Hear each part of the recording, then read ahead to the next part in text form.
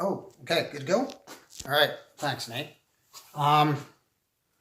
Third year students, the coronavirus lectures from my garage. Just take a look around here. This is the garage. We're just shooting a little video here. We finally got it going. There's our top student right there. Anyhow, we're going to do a couple more vids on transformer review. The one thing I want to review that I gave you the other day was core losses versus copper losses in a transformer. So the first one we're going to look at are the core losses. Core losses in a transformer. Anytime we have loss, we get some heat losses. All right, Nathan's going to walk over here and take a look at this little transformer we have here. Here is a Marcus transformer from the lab. I should have grabbed a few more, but here is the core. Here are our windings. So if I energize this right now with no load on the secondary, open circuit, and we energize it all night, came here in the morning, we would feel heat on the core. Those are our core losses. So let's try to figure out, remind ourselves what causes for core losses. Let's talk about the core losses. The other thing I want you to think about is our open circuit test. So let's take a transformer and let's just look at the high side here. Good old transformer, isolation transformer. That represents our core, our windings. This would be H1 right here, H2, and over here, our secondary, and I'll put an X2 there, X1, so we have what type of you're going to have. It's an additive transformer, isolation. So anyhow, we're going to come along and we're going to energize this. Well, let's say today it's a 480 to 120 volt step down transformer that we're going to have. So this is the high side, this is the low side. We'll figure out the ratio. Anyhow, we're going to energize this with 480 volts. Right now, if we put a meter over on this side, we would read 120 volts. We know that. We've induced the voltage over there. Of course, this is an AC, 60 hertz. So this is acting just like an inductor. We have no load on the secondary. It's acting like an inductor, so we're going to have some AC current flowing around, flowing around, flowing around. This right here, flowing around, remember, it's AC, but it's acting like an inductor. So where's that current going to be?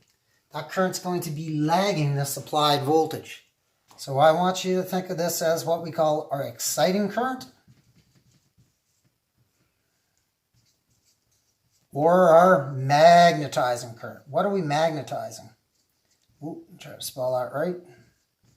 We're magnetizing the core. Just think about that. But remember, it is a flux that's expanding and contracting back and forth. And what are we doing? We're inducing a voltage over here. We need E, B times L times V. We need this flux and we need relative motion. The flux going back and forth across this is a relative motion. Let's take a look at this right here, that exciting current. We know what's happening right there. Let's think about our exciting current. Where's that exciting current going to be? We're going to have our applied voltage. Ooh, I need my blue marker for voltage. Our applied voltage right there, 480 volts on the high side. Our exciting current, it's going to be lagging by quite a bit, just like an inductor. But this exciting current, for the most part, when we're doing our calculations, we really don't worry about it. It's quite small, but it's always there. That's I exciting. So your AC fundamentals does a great job of explaining that. But that exciting current's lagging by such a big power factor there, or a big angle, that I want you to remember that, what are we creating here? Hey, Those are VARs, aren't they? VARs inductive.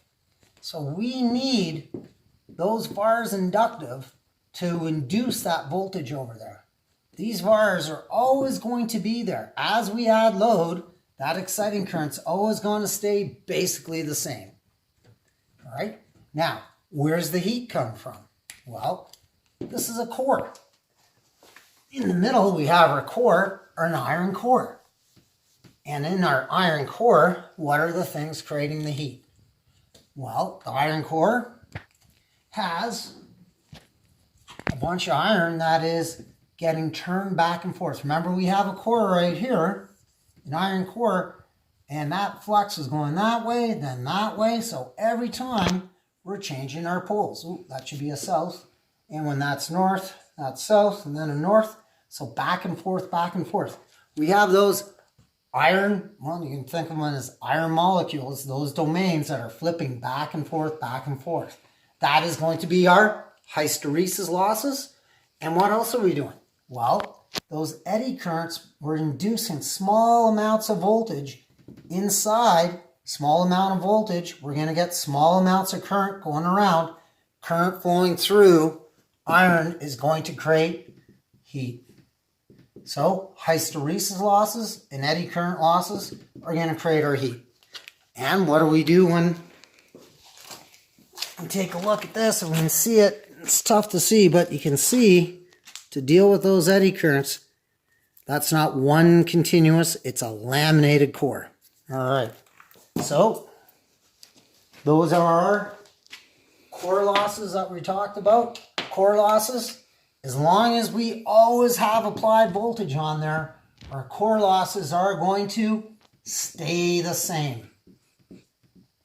Core losses stay the same as our applied load changes. Core losses are going to stay the same. Beautiful. All right. Thanks, Nathan.